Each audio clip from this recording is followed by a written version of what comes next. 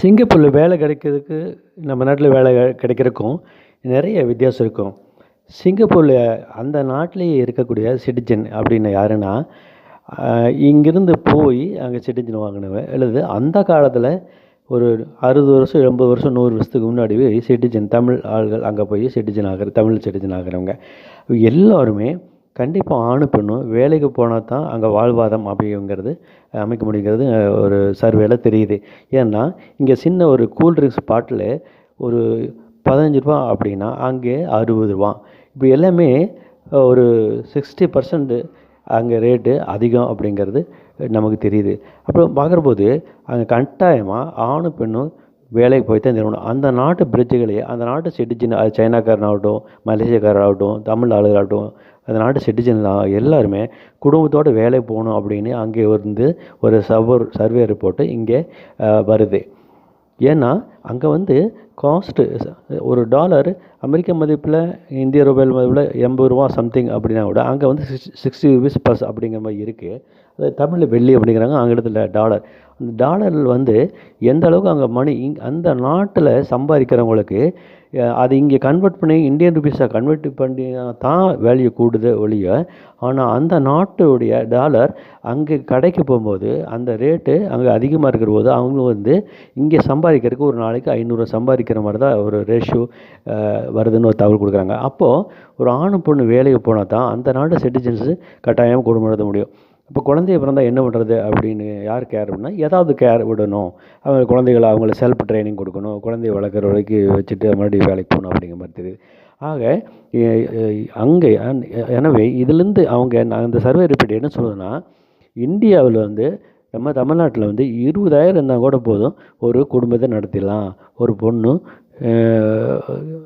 இடத்து பிடிக்கிறது இதெல்லாம். ஆனால் அங்கே கட்டாயம் ஆணு பொண்ணு வேலைக்கு போகணும். ஆனால் இந்தியாவில் ஒரு 20,000 ஒரு ஆண் சம்பாதிக்கானா பொண்ணு ஹவுஸ் ஒய்ஃபாக இருக்கலாம் அப்படிங்கிற மாதிரி சூழ்நிலை இருக்குது. எனவே அங்கே உள்ள கரன்சிக்கு அந்த நாட்டு மக்களுக்கு அங்கே உள்ள விலைவாசி இருக்கும். இங்கே உள்ள சம்பளம் 500 ரூபாய் ஒரு நாள் தினம் அப்படிங்கிற மாதிரி தான் வருது. இன்னும் ஆணு பெண்ணு வேலைக்கு போகணும். இந்த ரிப்போர்ட்டு இங்கே கிடச்சிருக்கு. அதே சமயத்தில் இங்குள்ள ஆளுங்க மனைவியோடு அங்கே போய் வேலை செய்யக்கூடிய உகந்த சூழ்நிலை கிடையாது. கண்டிப்பாக அங்கே பேச்சுலர் அக்கமடேஷன் தான் உண்டு, பேச்சுலர் சைன் தான் உண்டு, பேச்சுலருக்கு உண்டான சட்ட திட்டங்கள் தான் உண்டு. எனவே அங்கே ஃபேமிலியோடு தங்கணும்னா அது வேறு மாதிரி கேட்டகரியில் போனால் தான் முடியும். Higher salary, higher official posting வாங்கினா தான் போக முடியுங்கிற தகவல் தெரியுது. ரெண்டாவது, இப்போல்லாம் நம்ம தமிழ்நாட்டில் மேக்ஸ் சிவகங்கை மாவட்டத்தில்ங்கிறவங்க அதிகமாக சிங்கப்பூரில் இருக்காங்க. அவங்க சொல்கிற தகவல் என்னென்னா, சிங்கப்பூர் அப்படின்னாலே பொண்ணு தரமாட்டேங்கிறாங்க. ஏன்னா பொண்ணு அங்கே போனால் கம்யூனிகேஷன் கிடையாது. பாத்திர விளக்க தான் பழையணும் இன்னும். ஆனால் அங்கேருந்து போனால் கம்யூனிகேஷன் இல்லை, பொண்ணு வீட்டில் தொடர்பு இல்லை, பொண்ணுவோட தொடர்பு பண்ண முடியல, அவங்க தினசரி சகஜமாக பேசிக்க முடியல, வேலை பழு வேலை டென்ஷன் அப்படிங்கிற போது இங்கே பொண்ணு கொடுக்குறதுக்கு தயக்கிறாங்க. பொண்ணு நிறைய 2 குடும்பங்கள் அப்படி நடந்திருக்கு. பொண்ணு வேறு கல்யாணம் பண்ணிடுச்சு அப்படிங்கிற மாதிரி. நீ என்ன கூட ஃபோனே பண்ணுறதில்ல, ஒரு டிஸ்கஸ் பண்ணுறதில்ல, ஒரு பிறந்தநாளுக்கு வாழ்த்து சொல்கிறதில்ல, குழந்தைய பார்க்கவில்ல, பிறந்த குழந்தையோ பார்க்குறதுக்கு 1 வருஷம் கழித்து வருது. இப்படி வர கண்டிஷன்களில் குழந்தையோ பிடிச்சி டைவர்ஸ் வாங்கிட்டு போகிற மாதிரிலாம் தகவல் வருது. எனவே நம்ம தமிழ்நாட்டில் சிங்கப்பூர் மாப்பிள்ளைக்கு கண்டிப்பாக பொண்ணு கிடையாது அப்படின்னு சொல்கிறாங்க.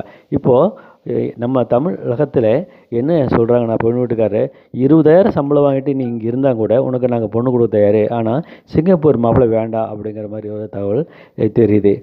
எனவே இருந்த அளவுக்கு சிங்கப்பூர் சம்பாதிச்சுட்டு இங்கே ஏதாவது அடுத்தது அப்போ இங்கே இன்னும் பெருசாக ஒன்றும் சாதிக்க முடியாது. அங்கே இருந்துட்டு இங்கே ஒரு மணி சேவிங் கொஞ்சம் பண்ணிவிட்டு ஒரு வீடு கட்டிட்டு ஒரு தங்கச்சி சகோதரிகளுக்கு திருமணம் பண்ணிவிட்டு திரும்ப அங்கே விருப்பம் தான் போகிறதில்லைன்னு இங்கே பார்த்துக்க. இப்படி தான் சேர முடியும்.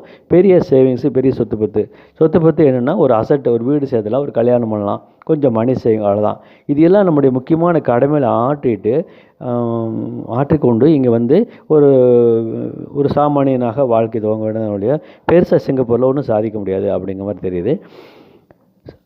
அப்படி சாதிக்கணும்னா அங்கே ஒரு ஒரு ஒரு ஹையர் அஃபீஷியல், அதாவது இந்தியனாகவே அங்கே போய் வேலை பார்த்து ஒரு ஹையர் அஃபீஷியலாக ஒரு நல்ல சேலரிக்கு வந்து அந்த அளவு அங்கேருந்து அந்த ஹையர் அஃபீஷியல்லாம் ஒரு 2 லட்சம் 3 லட்சம் அப்படிங்கிற மாதிரி சேலரி இருந்து அதுலேருந்து சேவிங் பண்ண தோணும் இல்லையோ. ஒரு எலக்ட்ரிக்கல் பிளம்பர் அப்படிங்கிறவங்க போனால் இங்கே வந்து ஒரு வீடு வாசல் கட்ட, ஒரு சகோதரிகளை திருமணம் செய்ய வைக்க, ஒரு வீட்டில் ஒரு நல்ல காரியங்கள் செய்ய, அவருக்கு உண்டான திருமணத்துக்கு உண்டான மணி சேவிங் பண்ணிட்டு இங்கே வந்து நான் இங்கே திருமணம் பண்ண முடியும், இங்கே இருந்துட்டு நான் சிங்கப்பூர் போகல, இங்கே தான் வாழ்வாதாரத்தை பார்க்க போகிறேன் அப்படின்னு ஒரு கன்ஃபர்மேஷன் மக்கள் மத்தியில் ஏற்படுத்திட்டா தான் இங்கே பொண்ணு கிடைக்குங்கிற தகவலாம் சர்வரிப்படு வருது. எனவே ஆனால் அந்த கல்ஃப் கண்ட்ரிஸில் அது வேறு சட்டத்திட்டங்கள் வந்து கல்ஃப் கண்ட்ரிஸில் ரொம்ப ரொம்ப அதிகம். இங்கே வந்து சட்டங்கள் கடுமையானதான், ஒரு ஒழுக்க நெறிமுறைகள் கட்டுப்பாடு இருக்குது. அப்படியே இருந்தாலும் அதுலேருந்து சில ஒரு எக்ஸம்ஷன் இருக்குது. ஆனால் கல்ஃப் கண்ட்ரிஸில் சட்டத்திட்டங்கள் கடுமையானதாலும் அதில் எக்ஸம்ஷன் கிடையாது. இப்போ உதாரணமாக இப்போ நர்ஸு வந்து அங்கே கடுமையான தண்டனைக்கு ஓமன் நாட்டில் தூக்கு தண்டனைக்கு ஆளாயிருக்காங்க. இங்கே வந்து கொஞ்சம் எக்ஸம்ஷன் இருக்குது. சட்டங்கள் கொஞ்சம் ஒரு வளையத்துக்குள் கொண்டு வந்தாலும் ஓரளவுக்கு எக்ஸம்ஷன் இருக்குது அப்படின்னு ஒரு தகவல் வருகிறது. எனவே இந்தியாவுக்கும் சிங்கப்பூருக்கும் இந்த சிட்டிசன்ஸ் ரொம்ப ரொம்ப டிஃப்ரெண்ட்டாக இருக்குது. ஹவுஸ் ஒய்ஃப் என்பதே இங்கே இருக்கிற மாதிரி அங்கே பார்க்க முடியாது என்பதே ஒரு தெளிவான உண்மை.